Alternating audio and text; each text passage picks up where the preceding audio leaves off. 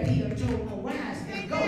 Now you running to get, you causing a traffic jam in another realm. And God can't tolerate that. I'm not hearing y'all. So in order to turn you around, he got to let your fool upset go and get in the ship. And then he got to bring a wind so that you can be turned around to stop the traffic jam. You can't go against the rain in this realm right here. Because everybody up here is going this way. Did anybody see that? That's just like I want to say. Everybody in this room, jump up right now and start running to the back. And then Dawn is the only one running this way. She's going to be bumping into everybody. Because when God said arise and go, he puts speed behind what you do. And that's why you can accomplish what other people have taken years to accomplish. You accomplish that in a matter of months. Because you got the speed of the word of God behind you. Okay, so he goes and gets in a ship. And I got this is for all of us. Because I promise you this thing ministers to me. He said, but he goes and he flees to Tarshish from being in the presence of the Lord.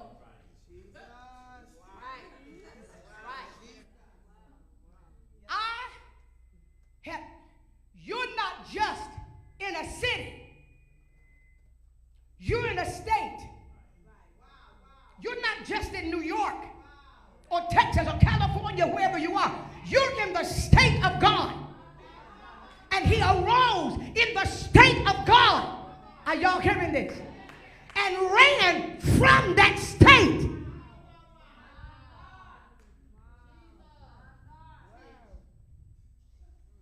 Okay. He ran from the presence. What are you trying to say, Dr. Bynum? He tried to run not from the goosebump presence. He tried to run from becoming a receptacle of truth.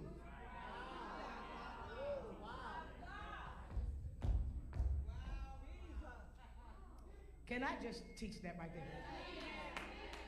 I remember when I used to be out there smoking weed and stuff like that. Now they done made it legal.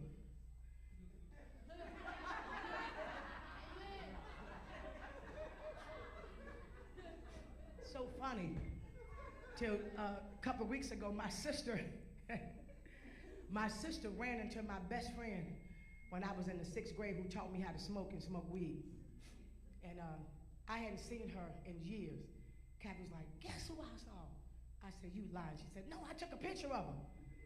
I said, that was my girl right there. She's like, change your clothes and come to the house and we're going to go in the basement. I'm going to teach you how to smoke. So I took a first pull off of some Winston. I said, that's too strong. She said, no, you got to learn how to smoke a strong cigarette. Then you pick your choice. So she said, just inhale and just hold it. And my chest would be hurting me, man. She was like, leave your bag outside in the backyard. And then when you get through learning how to smoke, and you go change your clothes and go home, your mama don't smell smoke. So every day she said, come to my house every day and tell your mama you gotta get tutored by me in math or something. I said, okay, so had me lying. Then I'm going to her house every day in the basement. And I left that set of clothes there, the smoking clothes. And I put the smoking clothes on and sit at her table in the basement and start smoking. She said, still hurt? I said, look. She said, you almost there. She said, I said, but I want to learn how to smoke weed. She said, you can't get this. Weed gonna knock your chest out. You gotta learn this. That girl was something else. So I'm up here learning how to smoke. I took a bath, everything, showered. And so because her aunt smoked, when I would come home, my mama said, I smell smoke. I said, that's her auntie. You mama, you know our auntie smoking. It all be in my hair. So one day I came home, and we were sitting at the dinner table, and my mother looked at me and said, smoke another cigarette. And I was looking like, how you know that? Because truth know truth. I'm not hearing y'all. That's why some of y'all get all shook up when God got people that sit over your life and they come and say, I see what you done there. How you know that? Because the truth can see the truth.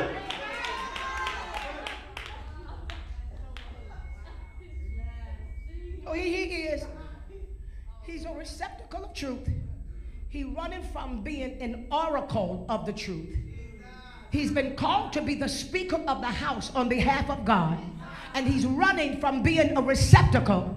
And he goes and gets in a ship. And God causes a storm. The one y'all say is the devil. Prophetess, you pray for me because the devil is raging. No, he ain't. It's your whirlwind. Oh, y'all, the saints ain't saying nothing tonight. Dr. Biden, the devil is really busy. No, it's your whirlwind. It's your whirlwind because you won't preach. It's your whirlwind because he keeps telling you to hold that Bible study in your house and you won't. I'm going to say that because I felt that one right there. It's your whirlwind because he keeps telling you to start all-night prayer and you won't.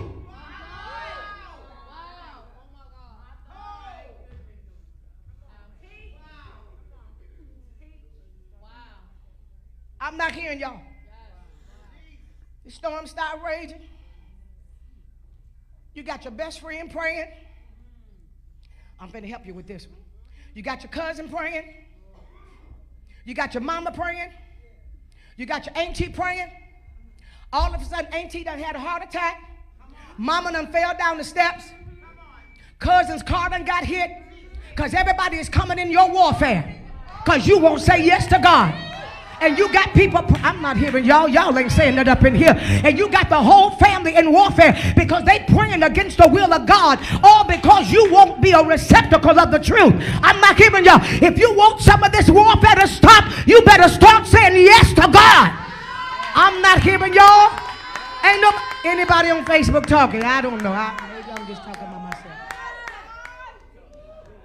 myself. Y'all sit down. I got to finish this. I got 10 minutes.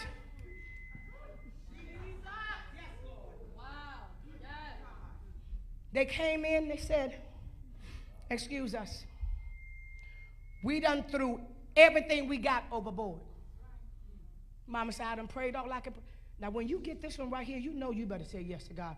When you get your mama saying, I'm going to give you in the hands of the Lord. You be like, wait, mama, don't give me in the hands of the Lord. Okay. See, y'all been raised by this younger generation. Well, they throw stuff at you and all that. They cuss you out. You know, the little mamas these days, they cuss you out. They throw stuff at you. They turn up tables. But you ain't seen fear until you got a sanctified mama to just get quiet. You start saying, Mama, you want some coffee? Mama, I'm getting ready to go get some donuts. You want me to bring you some back? No. Jules, you know what I'm talking about. You got one of the mamas. Mama, I'm going to be playing at the football thing. Is you coming? Yeah, I'll be there. And you look up in the bleachers and she just sitting there. The game over and you win. You went all up to, Mama, we won. I said, all right, get your coat and come on. I'll meet you at the car. You be like, Jesus. Like, what's going on? Because she done put you in the hands of the Lord. And then you better not have one of the mamas that know how to squinch up her sanctified eyes and go, I ain't going to talk to you no more. And don't let her grit her teeth and say, God got this. I done told God and I ain't going to say another thing to you. Your room all nasty. You in there cleaning up the room and everything. She come on from you done cooked dinner and everything. 6 days in a row. You just cooking and cleaning and caring because she won't talk. Because you know when she shut up, then God done gone to work. And they came and told Jonah, we done threw everything we got overboard. Who are you running from? What's the name of your God? That's what the scripture said. It said, who are you running from? And what is the name of your God? Because when we have done everything to steady the ship, and the wind still won't stop, and the ship still won't calm down, then we know this is a God thing. Who is your God, boy, and who you running from? When I done prayed, and the storm won't cease, You got to turn around and ask everybody who you're running from. Okay, I'm going to tell you one more story. I got to go. Okay, this is going to be an example. So my daddy was a real big religious tithe payer. You can do whatever you want to do and go to heaven if you pay your tithes. That's how my daddy, so when we were young teenagers, he would say, you got a job? Yes, sir. He said, how much you make? I make this much. He said, take your tithes out, and the same amount as your tithes, you get an offering. So we said, yes, sir. So every week, it's squealing in my ears. Every week, we would take out our offering, we would take out our tithes. And every week, my father would come to us and say, you got your tithes? Yes, sir. It's squealing in my ears. It's squealing in my ears. He said, you got your tithes? Yes, sir. Let me see them. So if your tithes and your offering ain't got a week-old crease in it, he know you spent it and tried to double back to get it. He make you take it out, and if it ain't creased real good, he said you stole God's money and you tried to replace it. He said you take them tithes and offering out first. So me and one of my sisters, being who we are, we gonna do the payback to God. We done missed a couple of weeks, but we gonna pay it back. So something happened to the boiler in the house. Then the septic tank spilled over. My daddy came in the house and said, who ain't paying their tithes in here? He said, because evil can't get in this house unless somebody in here is under curse. Who ain't paying their tithes? And we start crying. I did like I did steal it, Daddy. I was gonna pay. You don't touch God's money, because when you do, you bring this whole house under curse. Now see, Dr. Morgan, everybody got kind of quiet in here now. He said, now I'm gonna get all this stuff fixed. And if you don't want to pay your tithes, you go live with your auntie or somebody. But ain't nobody cursed gonna live in here. He said, because when you curse with a curse, you drive my car, they'll tear it up. You can't drive my car. You don't hear me. You can't live in my house. I'm not hearing y'all. And this is what was wrong with Jonah. They said, who you running from? Who is your God? And he came, he said, they said, you all slammed out down here on the bottom of the boat. And we all up here frustrated, throwing stuff overboard, and you all lay it all out. Who is your God? And Jonah said, it's me. I'm running from the presence. Come on, Jules. He said, it's me. I'm running from being a receptacle of the truth.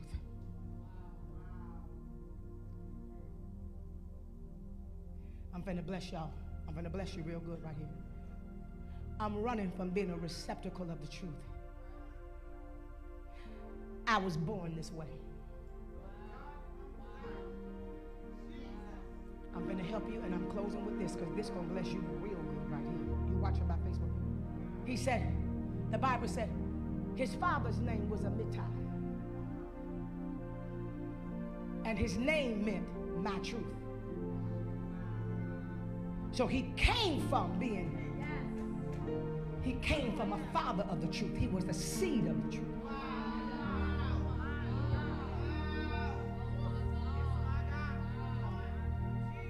You can be in a realm, but the true presence is something I was born for. Somebody saying today, what, you know what, Dr. Bynum, my mother was a drunk, my father was an alcoholic, I didn't know my dad, da. But then God brings spiritual parents in your life. And then you're born again.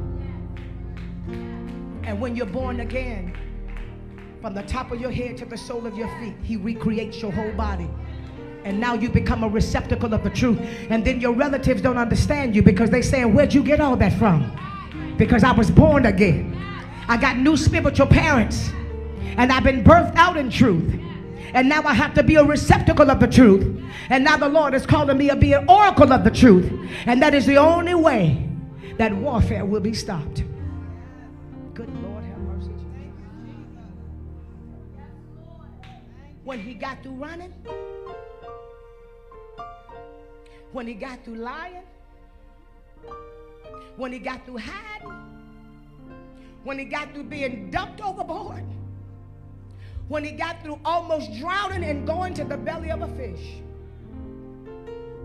when he came out, he still had it.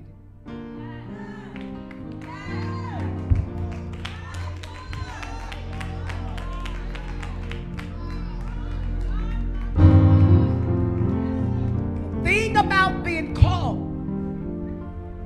to pursue the presence and to be a receptacle of the truth, that no matter what you do and where you go, you're going to take it with you.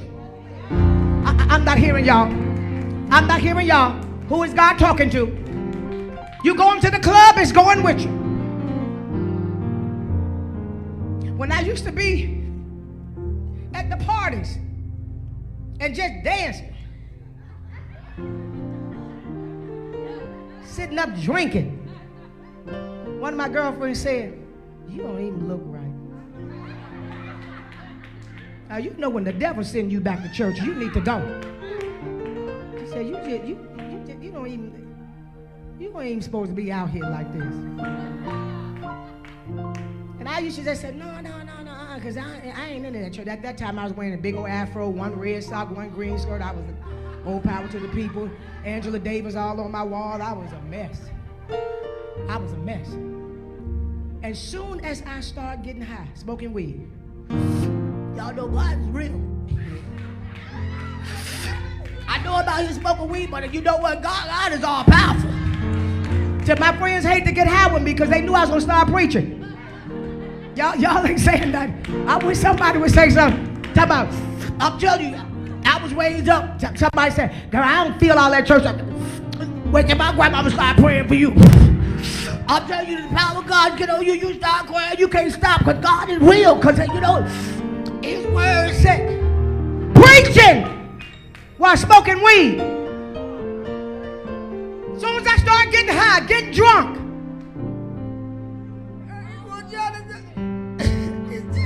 take me to church. Because when you are born to be a receptacle of the truth, I'm talking to everybody in here, everybody that's watching. When you called to be a receptacle of the truth, even when you laying down with the devil, you can hear the scriptures. You be like, oh God, don't let me die while I'm here, Jesus. Oh God, the pleading, the blood and everything. Come on, somebody. Y'all ain't saying nothing. You ain't. As soon as you get in the shower, you be telling me, Father, forgive me. Just Lord, just wash it off me, Jesus. Don't count me for it, Lord. You know this ain't in my heart, Lord. You know this ain't me, Jesus. It's just something I fell into. But God just, oh Lord, just help me. You just come out looking like you just been evangelized or something. And start swearing you ain't gonna do it no more. And be right back there the next night talking about, oh Lord, forgive me. Oh Lord, forgive me.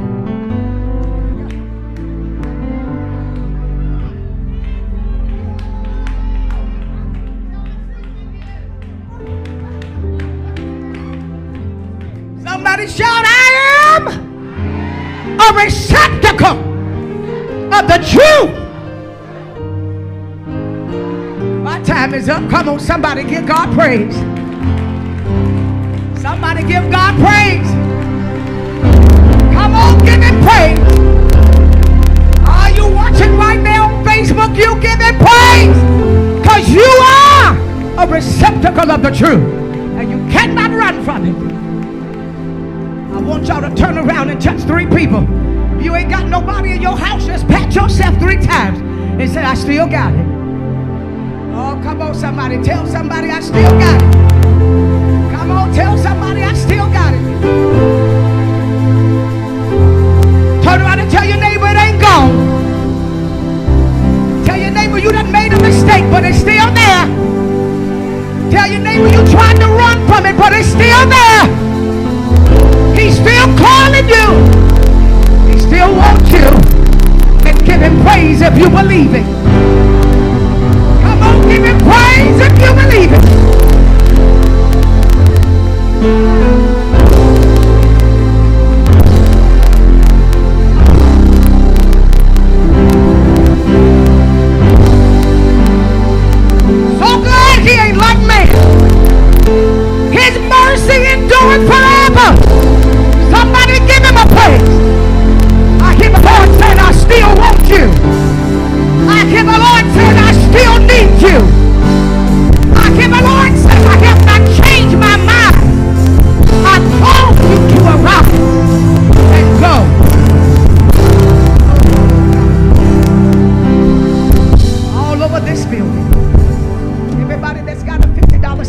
right now, come and give the Lord a seed offering. Run and get this envelope out of my hand. You're watching by Facebook. If tonight's word has blessed your life, hit that button up above and sow a $50 seed offering. Jubilee, all brand new beginnings. Because I'm a receptacle of the truth and he still wants me. Come on, that one right there. That one right there was worth a seed. Oh, they still coming. That one right there is worth a seed. Yes, sirree. I'm a receptacle of the truth. Oh, come on. You need to hit that contact us button. Oh, yes. You said that the bottom, I don't have $50, but I got to sow a seed on that one. Because you preached it here tonight to me. You're watching my Facebook. Don't let the enemy trick you. It's called obedience. And how do I know when I'm being called to get up from where I am? The Lord would tell me to rise and go. That's right. The Bible said, wheresoever a man's heart is, there also lies his seed is, there also lies his heart. Be obedient and hit that contact us button and sow that $50 seed for Jubilee and a brand new beginning. Because I know I messed up, Dr. Bynum, but he still wants me. I know I didn't do it right, but he still wants me. I know I've been walking in disobedience and rebellion, but he still wants me. And I'm getting ready to arise and use my gift. Come on, somebody give God praise up in this building. Somebody give God praise up in this building. Oh, I know the weather was bad. Come on, give him praise. I know the weather was bad, but it was worth it. I pressed my way, even though I didn't feel well, but I knew God had a word for you tonight. And he was talking to you. I don't know who all I'm talking to tonight. But if you're on this Facebook page tonight, and if you're coming on this Facebook page and you hear this word, I know God is talking to you. And you, my brother and my sister, you are the Lord's receptacle of truth. And he's ready to use you. And he has not changed his mind.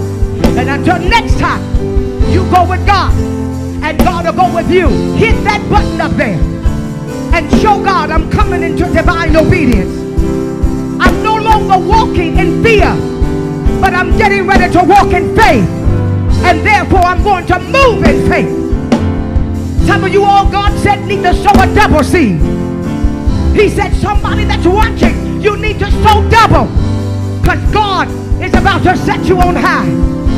I'm going to say it again. How do I know that the Lord is calling you to go higher? Because resistance has come in your life, and that is your indicator. It's time to go.